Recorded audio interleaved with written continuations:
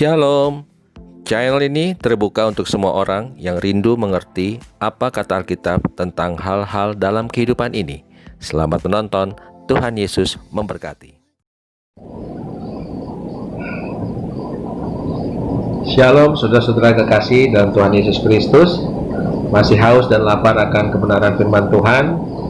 Hari ini kita akan kembali belajar dari Alkitab, yaitu belajar dari kitab Filipi bagian pertama dengan judul Tidak Bercacat. Bahan bacaan kita ambil dari Filipi 1 ayat 9 sampai 11. Ayat 9, dan inilah doaku, semoga kasihmu makin melimpah dalam pengetahuan yang benar dan dalam segala macam pengertian. Jadi Rasul Paulus kembali mendoakan jemaat di Filipi dan juga pastinya mendoakan untuk semua umat Tuhan yang percaya pada pekabaran Injil, bahwa umat Tuhan harus melimpah dalam pengetahuan yang benar dan dalam segala macam pengertian yang benar. Banyak umat Tuhan merasa Alkitab ini adalah sudah usang dan tidak kekinian atau tidak up to date, kata mereka. Karena itu banyak orang mencari kebenaran di luar Alkitab. Mereka sibuk dengan berbagai doktrin dan teologi yang sepertinya sih keren dan kekinian. Bagi saya, kalau kita mencari kebenaran yang sejati, ya hanya perlu kita menggali kembali di dalam Alkitab atau firman Tuhan dan minta, langkah selanjutnya adalah minta hikmat Tuhan atau Roh Kudus untuk memberikan pengertian tentang apa yang kita baca atau kita renungkan. Seperti Rasul Paulus juga di kitab Roma ayat 1 ayat 16 mengatakan bahwa Injil itu adalah kekuatan Allah yang menyelamatkan setiap orang. Jadi tidak usah jauh-jauh cari kebenaran. Mulailah baca Alkitab dari sekarang dan minta hikmat Tuhan agar kita mengerti apa yang kita baca. Ayat 10, sehingga kamu dapat memilih apa yang baik supaya kamu suci dan tak bercacat menjelang hari Kristus.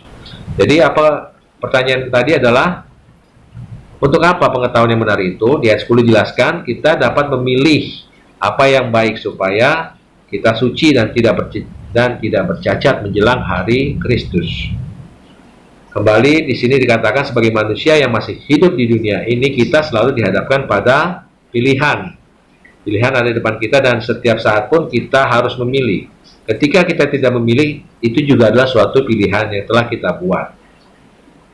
Jadi tetap ada peran manusia untuk memilih, bukan otomatis kita bisa tahu apa yang benar tanpa pengetahuan yang benar tentang Allah.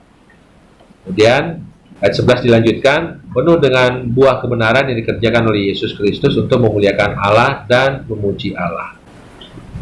Dan di ayat 11 jelas dikatakan bahwa kita akan menghasilkan buah kebenaran yang dikerjakan oleh Tuhan Yesus sendiri untuk memuji dan memuliakan Allah kembali. Jadi tujuan hidup umat Tuhan adalah memuji dan memuliakan Tuhan dalam hidupnya. Melalui apa? Melalui buah-buah kebenaran yang dihasilkan dan pengetahuan yang benar tentang Allah. Jadi saudaraku, waspadalah, jangan kita suka mencari kebenaran di luar firman Tuhan atau Alkitab. Carilah firman Tuhan ataupun kebenaran di dalam firman Tuhan dan di dalam Alkitab. Demikianlah firman Tuhan hari ini. Terima kasih sudah menonton dan Tuhan Yesus memberkati.